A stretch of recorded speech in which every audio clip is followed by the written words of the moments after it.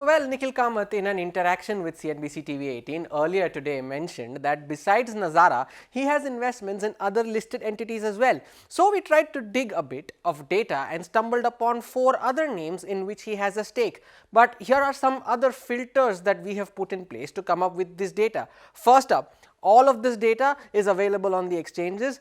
Next up, the data that is available on the exchanges is in excess of 1%. Now, all the stakes are in the name of Zerodha Broking, and also that all of these stakes are as of June 30th of 2023.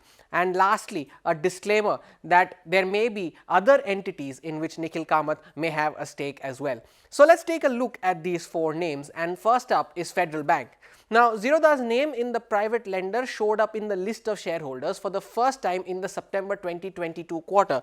Now, as of date, Nikhil Kamath, Zerodha Broking, owns 1.06% stake that is valued at close to 350 crore rupees.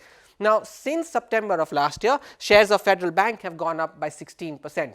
Next up is RBL Bank, which is already in the news because of Mahindra & Mahindra acquiring a stake in it. Now, Zerodha also has a stake since December of last year, and that 1.26% stake is valued at close to 180 crore rupees.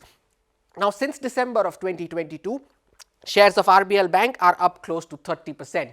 BSE is up next, and it just refuses to stay away from the headlines courtesy its proposed share buyback and the action after that. But Zerodha had first acquired a 1.6% stake in BSE in September of 2020, which had gradually increased to 3.7% as of June 2021.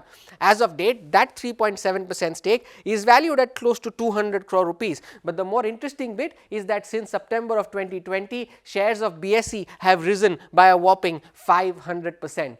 Now, lastly, an interesting name that features in this list is Cartrade Technologies. Now, Zerodha's stake first showed up in the shareholders' names in March of this year, and that 1.2% stake is valued at around 30 crore rupees. But the interesting bit is that while Cartrade shares have declined nearly 70% from their IPO price, they are up 16% in the last 6 months, and that is from March of this year.